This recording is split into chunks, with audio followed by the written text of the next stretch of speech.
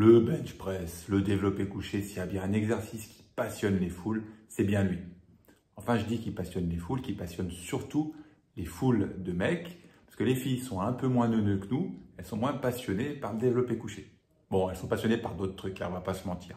Mais pour revenir à nos mecs, si tu regardes le lundi dans toutes les salles de muscu du monde, tu vas trouver tous les gars au développé couché. Pourquoi? Parce que le week-end, on s'entraîne moins. Le dimanche, il y a plein de gens qui ne s'entraînent pas.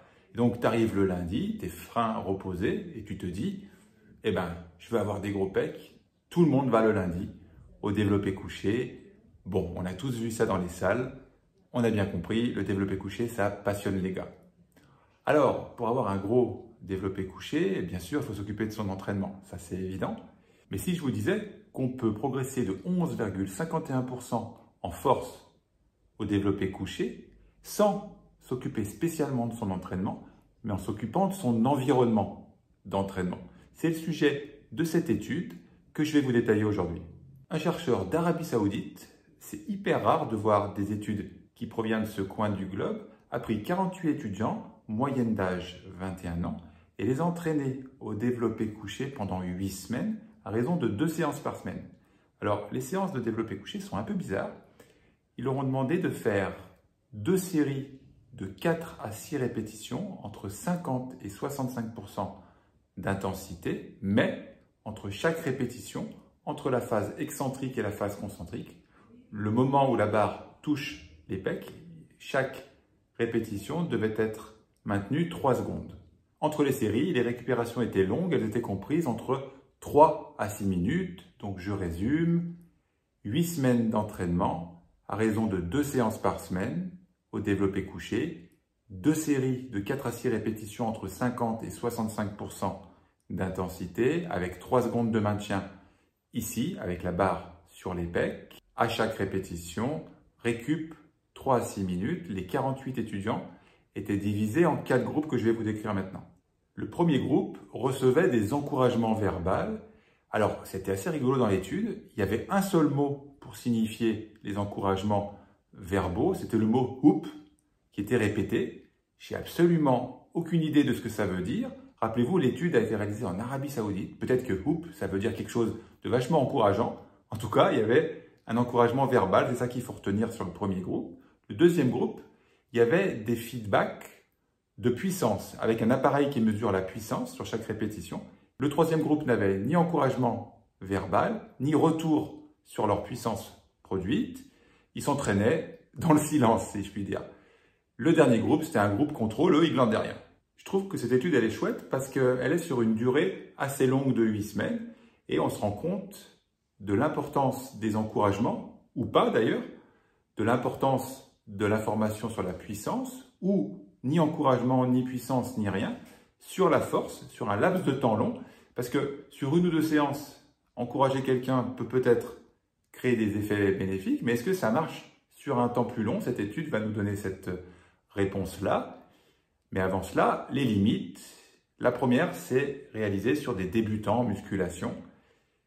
C'est une limite parce qu'on a toujours envie de savoir ce qui se passe sur des gens plus solides, mais il faut commencer à travailler sur des débutants avant de se poser les questions sur les athlètes confirmés. Mais ça reste quand même une limite. Deuxième limite, l'effectif qui est limité. Alors certes, il y a 48 personnes, mais divisé en 4 groupes. Donc ça ne peut pas être généralisé à tout l'univers entier, évidemment, mais ça nous donne des pistes de réflexion à adapter à nous ou à nos athlètes. L'effectif est 100% masculin. Là encore, si vous suivez mes vidéos, vous allez retrouver cette limite-là dans presque toutes mes vidéos. Il y a une inégalité très forte dans les sciences du sport entre le choix des sujets, hommes ou femmes. Troisième limite, on n'a pas de feedback technique, où on a des encouragements verbaux, on a des encouragements, enfin des informations sur la puissance produite, mais on n'a pas de retour d'information, de feedback sur la technique du développé couché. Ça pourrait être plus qu'une limite, une piste pour une autre étude. Et dernière limite, on n'a pas d'information sur l'hypertrophie.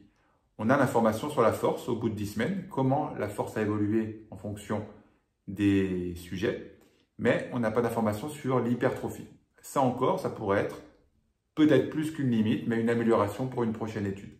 Quel est le résultat majeur de cette étude? Eh bien, les gains en force ont lieu uniquement sur les 2 groupes avec encouragement verbaux ou retour d'infos sur la puissance produite. Là, on a des gains de force au bout de 8 semaines qui peuvent aller jusqu'à 11,51% pour le groupe avec encouragement verbal. Mais bizarrement, le groupe qui s'entraînait normalement, mais avec aucun feedback, aucun encouragement ni verbal, ni info sur sa puissance, eh bien, ce groupe-là n'a pas progressé. Rendez-vous compte, c'est quand même un groupe débutant. Eh bien, les 8 semaines d'entraînement ne l'ont pas fait progresser significativement. Donc ça, c'est une grosse surprise. Et ça nous amène à revoir le fait que, quel que soit le type d'entraînement, un débutant progresse, peu importe ce qu'il fait à l'entraînement, tant que c'est sécure évidemment. Et bien ça, c'est sûrement vrai, mais il faut quand même y mettre un minimum d'intérêt, un minimum d'engagement. C'est ce qu'on voit dans le résultat de cette étude. Ce sont des débutants, d'accord? Si on les encourage, si on leur donne des informations sur la puissance qu'ils produisent, ça les motive et ils progressent en force. Mais si on leur donne aucune info, si on les laisse s'entraîner tout seuls, un petit peu, sans retour extérieur, eh ben, les progrès ne sont pas présents. Eh bien, si vous êtes un débutant qui vous inscrivez au fitness un peu malgré vous, et que vous y allez pas motivé, il se peut que ça ne fonctionne pas. Mais par contre, il suffit de pas grand-chose, entre guillemets, pour qu'il se passe quelque chose de positif. En tout cas, c'est ce que nous dit cette étude sur le développé couché. Ce qui peut être un game changer, dans le cas de figure de quelqu'un pas vraiment motivé pour s'entraîner, c'est de ne pas y aller tout seul, c'est d'y aller avec un pote ou 2, parce qu'il va y avoir des encouragements, il va y avoir des retours pendant la séance.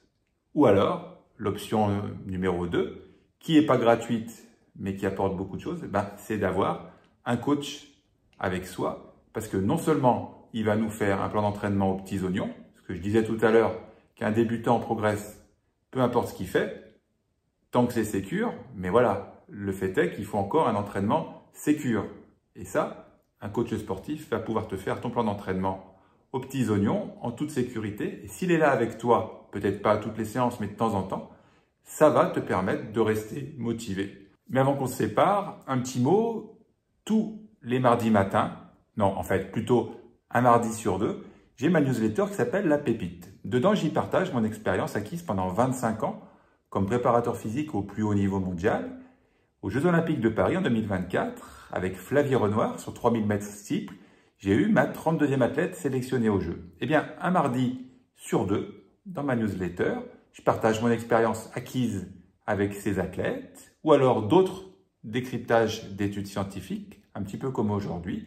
Pour recevoir cette newsletter complètement gratuite, vous cliquez sur la grosse enveloppe que vous voyez apparaître vers ma tête pour la recevoir tranquillou mardi prochain.